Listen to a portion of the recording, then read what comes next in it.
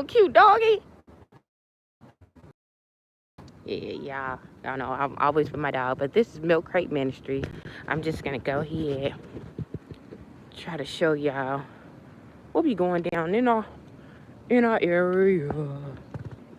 I'm gonna be honest. I already know a lot of this has kept crime really low because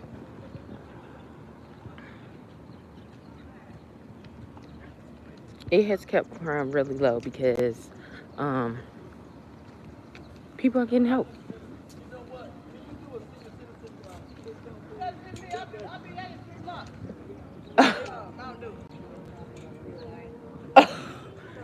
He just said a senior citizen discount. So I am about to go back into the house, and they're going across the other way. I'm about to go back into the house, go get changed, and get ready for mass. All right. Wow. They got something over there across the street. Let me show y'all. Boom. Shoot. Did I turn it the other way? Oh, I'm sorry. Should have been this way. Now, y'all see across there where people are lining up? So they getting help that way. I'm telling y'all, our homeless, very much well taken care of compared to a lot of cities and a lot of states. Why? Because for one, the cost of living is very low. Two, there are a lot of funding and a lot of programs out here. And three, y'all ain't gonna like this three, but I'm about to tell y'all what was the three. The third one, okay? They know the consequences. They know the consequences of not helping, someone who is in need, y'all. They know the consequences, okay? They know. And once you get that, and once you understand that,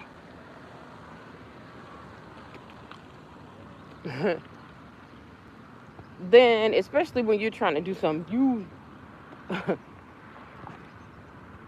you will see why it's so successful. Okay. I will say that overall, with this opportunity, I've seen this opportunity help a lot of people become very successful if they are given the right tools with it. Okay? If given the right tools with it. Meaning that if you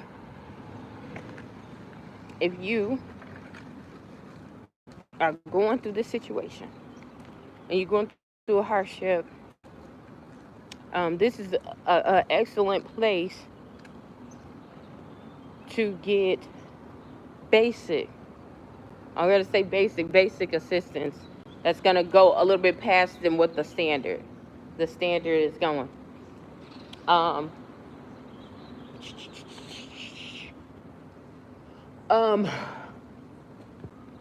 If you have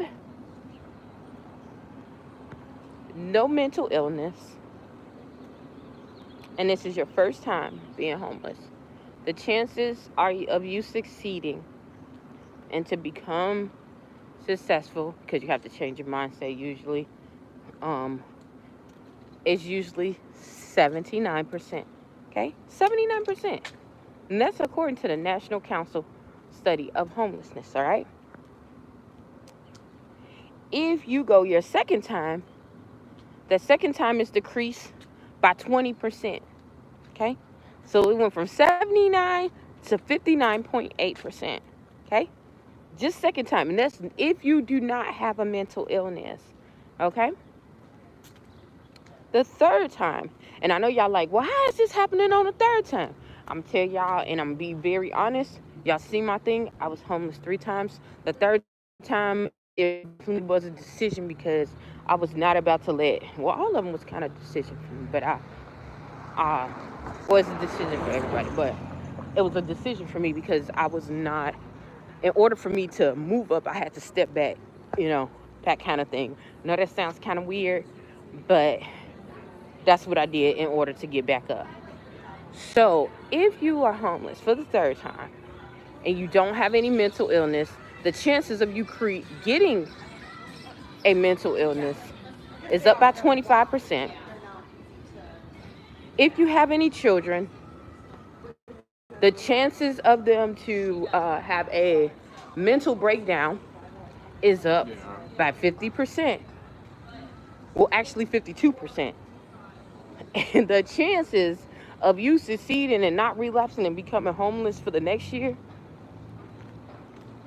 is 33%. So I want y'all to sit there and I want you to take a real good look at that. And that's just for the people who don't have a mental illness, who have children who don't have a mental illness, who've been in the system, who are trying to work, okay? All right? Okay. So now, I want to look at the person who has a mental illness, okay? The chances of a person who has a mental illness to come out of homelessness the first time is 100%. It's 100%. You know why it's 100%? Because we have programs. We have programs for them. And I know y'all like, well, everything is based off a study. This is based off of a study. It's 100%. Because they give them programs, okay? The chances of them relapsing and becoming homeless again, guess what it is?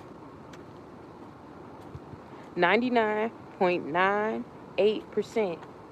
Meaning that all those people that you put in and you gave them homes and you gave them a place to stay and they're getting on a regimen that has a mental illness, the chances of them becoming homeless again is almost 100%, y'all. 100%. Okay? And this is not my own thing. This is according to the study of the National Council of Homelessness. Okay? And so you ask yourself, why is that? You know, like, it's already bad enough for someone who doesn't, you know. Why is that? Because they're usually abused. They're the easiest to be abused, the easiest to be manipulated, the easiest to be looked down upon. They're the easiest targets. They're the easiest targets. And if you lived anywhere in the wild, people will even tell you if you lived in, think about school. You know, the bully always try to go for the person who is the weakest. They never go for the person who's the toughest. They never go for the next toughest person. It's the bully who get bullied and keep getting beat up that want to change is the person who's going to go up to the biggest person. Okay? It's never the bully. Okay? Y'all think about it in politics. Y'all think about in everyday life. Who do they go? For the person that is less representative and that is an easier target. That is an easier target. And so, that's what they do. Okay? The chances of someone who has a mental illness to succeed the second time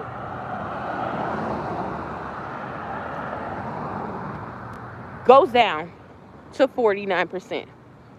It goes down to 49%. After that, it goes down. The third time goes down to 32%. After that, it goes to 15%, and it stays at 14. It stays at 14, and you ask yourself why. You ask yourself why. And it's because they need more than just a roof over their head. They need educational skills. They need things to tap down and to keep them in touch with reality, because believe it or not, we see it every day. A lot of people see it every day, that how people treat other people who have mental illness as this disease. You think it's a contagious disease. They don't want to be around them. They don't want to have time for them. They don't want to do anything, any of that. And so,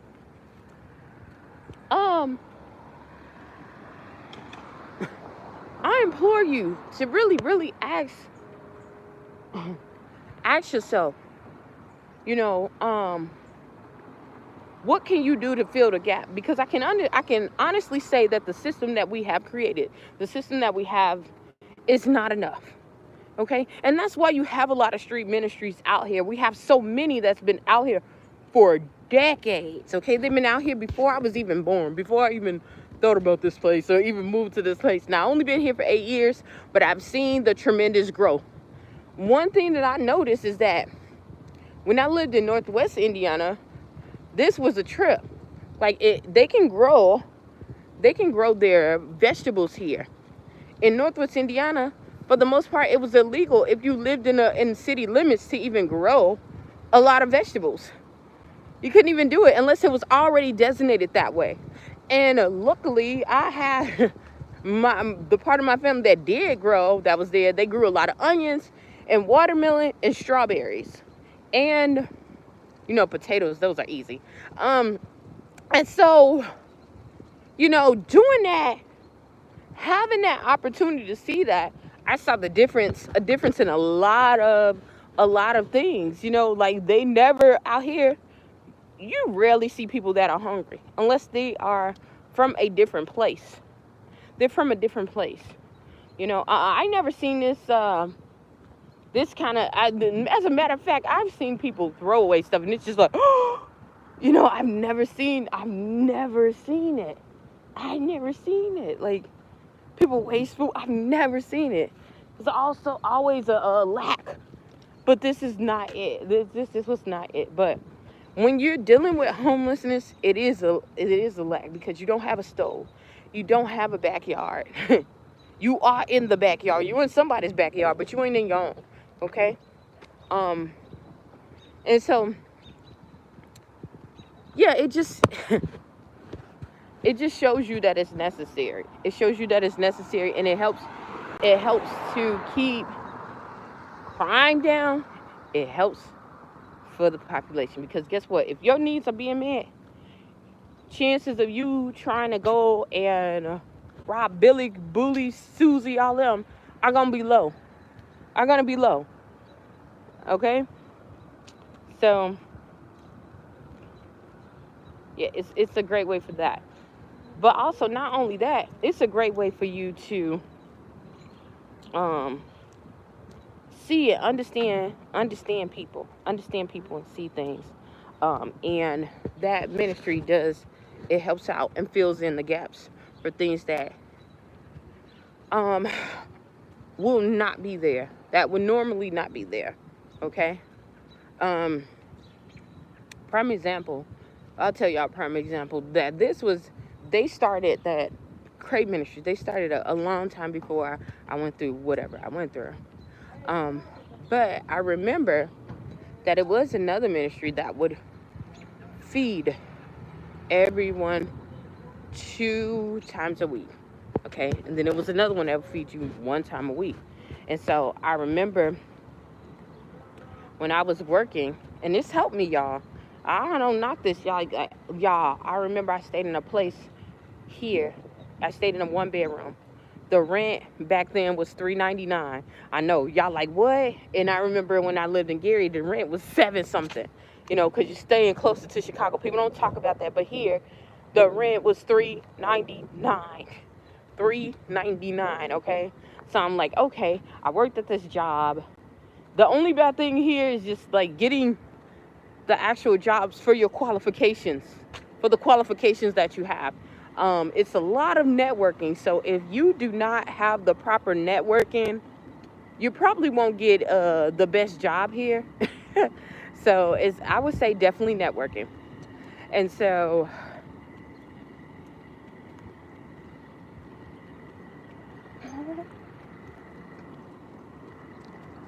they got a dog just like mine. And so as I was saying, I went and I had this job. I was working fast food. And I decided I'm going to start a makeup business while I'm going to school. I was doing that, and I was going to school. And I had another job, y'all. I had did this, I was doing this, uh, it was like, you know, the display people, because they made like, we made what, like $23 an hour doing the samples, you know, the samples in the store. Yeah, so I would stack up and do the samples in the store, be the sample person, cook the food, sample and all that, and then go about my business. And I remember that I don't do that a lot anymore because I have my notary business, and it's like I wouldn't even have enough time. Oh shoot, I wouldn't even have enough time, even if I wanted to. I wouldn't have enough time. So anywho, I know I'm trying to look at this on Facebook and on freaking YouTube. So and so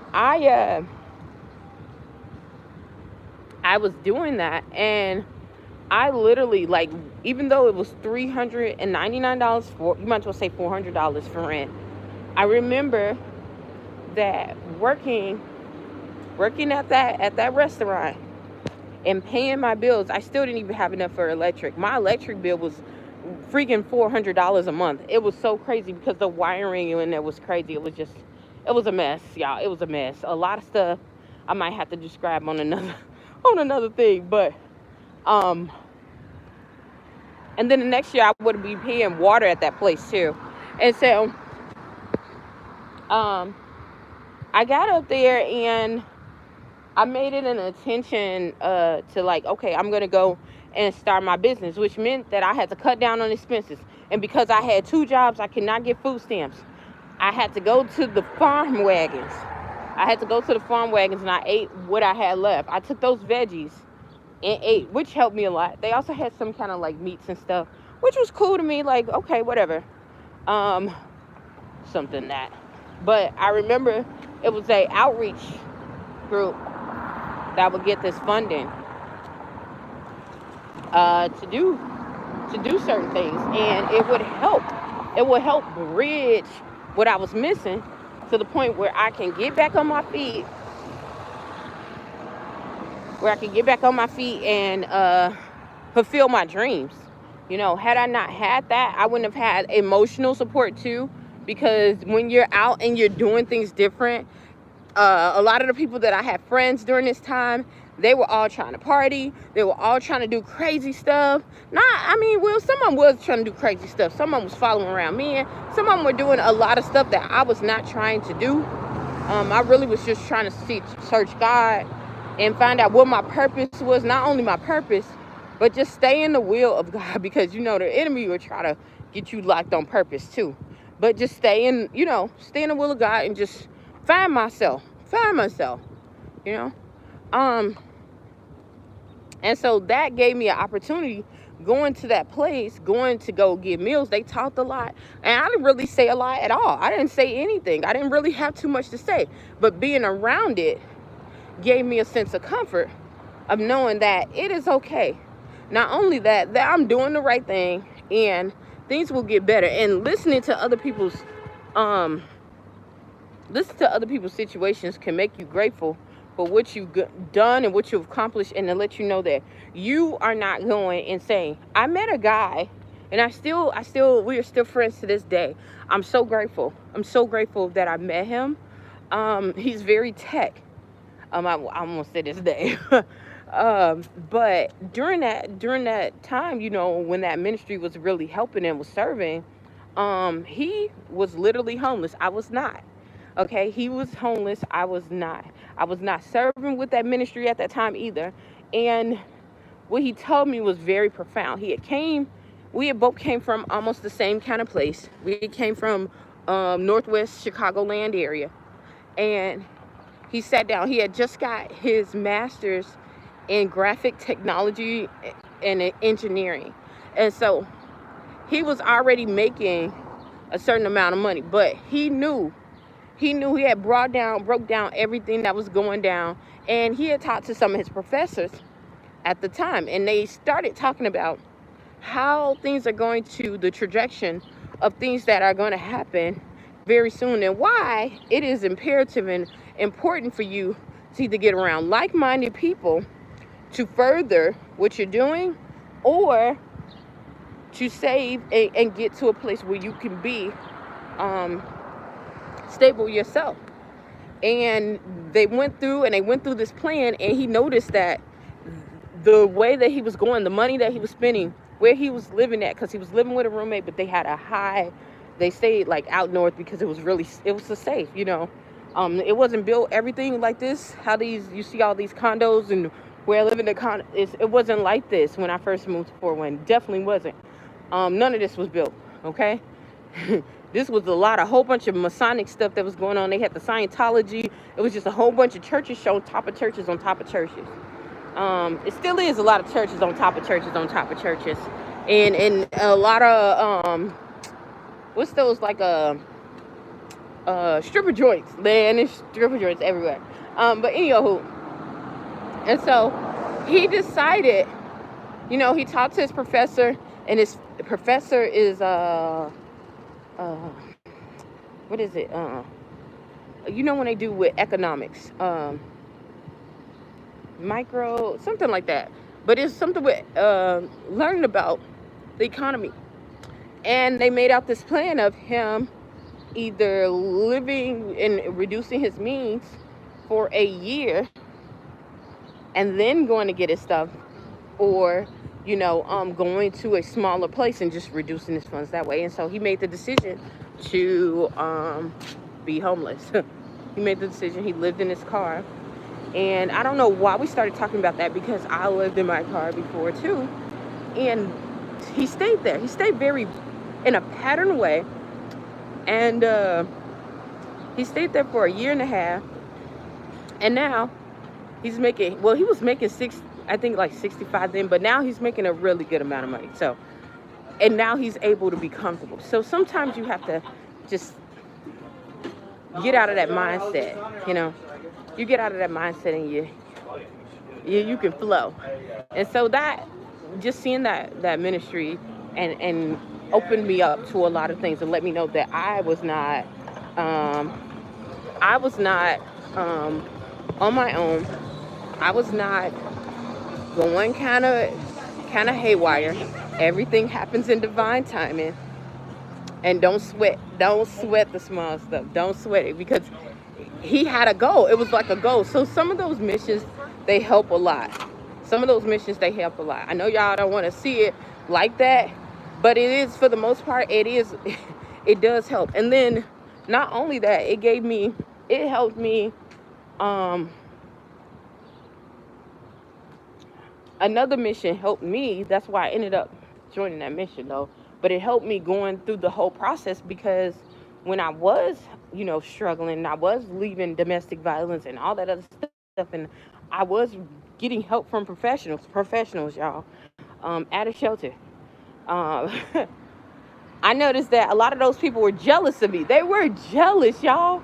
These people were straight up jealous. They were jealous of how I spoke. They just had an assumption that I was supposed to speak very slang, have a very bummy look about me. I was very polished. Like, this could never do.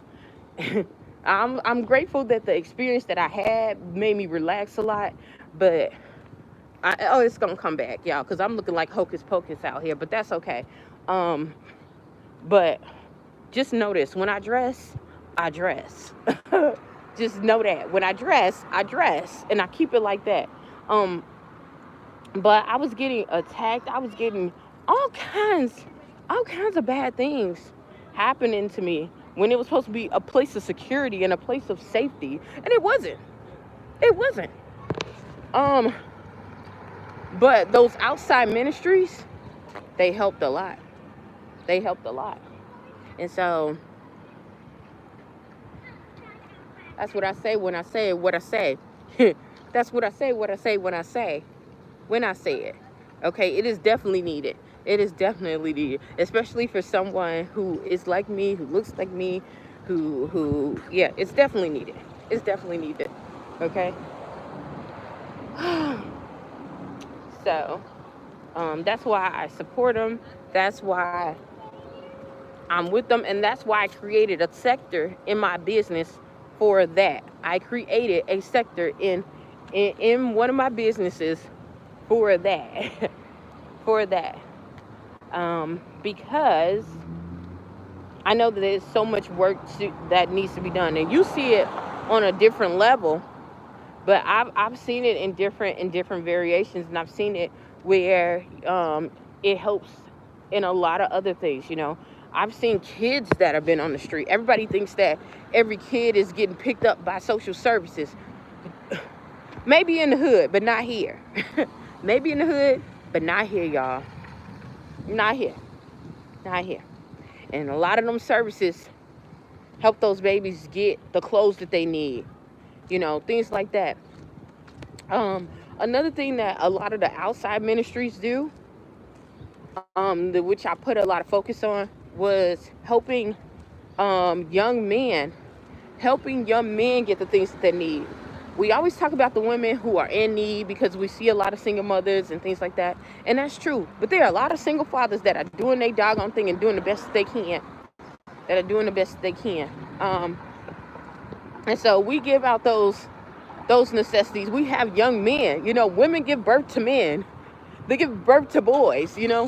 Let them have a normal life. The toys, the things like that. People always forget about the boys during Christmas. They always forget about the boys during Christmas. Every shelter I ever worked at always have a lack of boy toys. Always, y'all. When I say always, the money that we have to spend, if I have to go and shop for it, is the toys. They're the toys for the boys. The clothes for the boys. If they are donating something, they always remember that. And the only thing they want to give to boys are like footballs, basketballs, baseballs. And it cracks me up because it's like, okay, y'all talk about what they need to learn and some of the traditions and the sensory things that boys need to learn as men. But why don't you give them tools? Every kid, every boy does not like a basketball or a baseball or a soccer ball. Some of them like books. Some of them like skating. Some of them like all different other types of things. So why can't you, take the time that you do when you buy all those Christmas things for all the little girls? Do the same thing for the boys. Do the same thing for the boys. They need them. And so that's what I usually... Yeah, I know this because I know this is a sad note, but this is something that I have to do every year when it's dealing with the shelter. I have to go and buy boys stuff, not girl stuff, boys. And it's just like, y'all, did y'all forget they was on the planet? Did y'all forget they was on the planet? Okay, all right. And so, anywho, boom. So those are the ministries that help, those street ministries, those things, those gaps, those things that you normally don't get from a local family organization like SCAN or something like that. That's when the street ministries come in. The things that you don't get from a local church or they don't have the funding. Church doesn't have the funding. They probably just don't have it, or they don't belong to one. That's when we're filling in the gap. And this one made me start our own, and we've been solid for the last 3 years. We started at COVID, when they said, oh, it's not needed, but that was the time when we jumped into action, and it's been good ever since. We done had over 9,000 pairs of socks, that goes away, that we give every Tuesday, okay? And this started with 6 families. It started with 6 families, okay? And so I want y'all to keep that in mind. It helps a lot. It helps a lot, y'all. So on that note, I'm gonna get off of here because I'm supposed to be at Mass, y'all, but y'all know I come in late. And I don't know what's going on, y'all, but let me tell y'all something, okay? So Mass is it used to be like 30, 45 minutes. I don't know what made them go to a Southern Baptist style kind of thing to make them start early. Well, they start later on in the day and then they end at night. But this got to stop, okay? You need to go to your own tune. Let's make mass back at 9:15 and get out at 9:45. But I'm just putting it out there. Don't get mad at me. I'm just telling y'all. Okay? Um so yeah. But those out street, those street ministries, they make a difference, y'all. They make a difference. Um yeah, they make a difference. Because they're also legally, I'll tell you this. This was another reason what made me like step back from a lot of social work. You intervene and stuff, but you have to observe a lot of things that could be self-prevented. A lot of things that could be self-prevented. And so when you're dealing with hold on. When you're dealing with the street ministry, it's a little bit different. You still have to learn your boundaries. If anything, you have to know your boundaries even stronger, because with that comes a lot of abuse. It comes with a lot of other stuff with the territory. That's what I'll say. It's a lot of other things. And if you don't know, oh shoot, if you don't know the street, then you gonna be had, you know. So I know you're trying to. I know a lot of people like, well, yeah, that's the reason why I don't give. Don't be like that, because God's not like that. But I'm telling y'all what I know. And I lived in some places, y'all. I know I don't look like where I've been, but I lived in some places. I done lived in some places, y'all. I lived in some places. So if you don't know the hustle, and I done been through some things, y'all done heard me talking about being homeless. I done been through some things, okay? So if you don't know the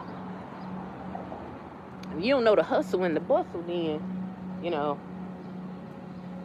you can get God. You can get God. But overall, it's a good reason. It's a good reason that you should partake in it. Okay? It's a good reason why you should give to them. It's a sure reason, because guess what? Ain't nobody holding nothing back on our street ministry. And you know them people ain't trying to look for accolades, because you don't get no tears, you don't get no trophies for the most part doing that stuff. You don't. Your well done is knowing that you gave somebody a blanket so they could sleep comfortably on the street tonight. You know, your well done is knowing that that person might have not been able to have food in their mouth. That's your reward. It's not all the other stuff. It's not all the other accolades. You know, if you see in a traditional space, and y'all, like I told y'all, I work in both the traditional space of homelessness, and I work in the untraditional space on the street.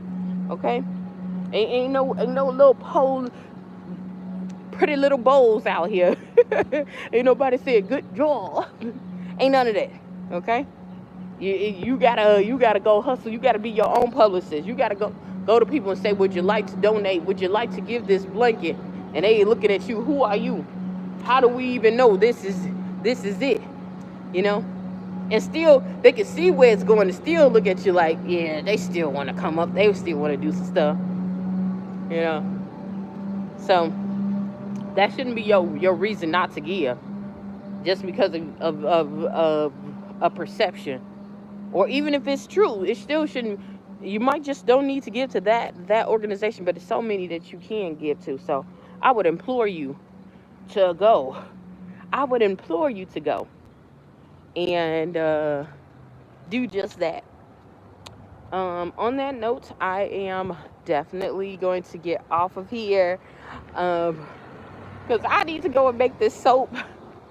I need to go make this soap. Y'all, I just noticed that all my windows like are literally still closed. I ain't let no sun in, no nothing. I don't know. I just been on a whole mission thing lately. So, but yeah. On that note, I'm gonna get off of here.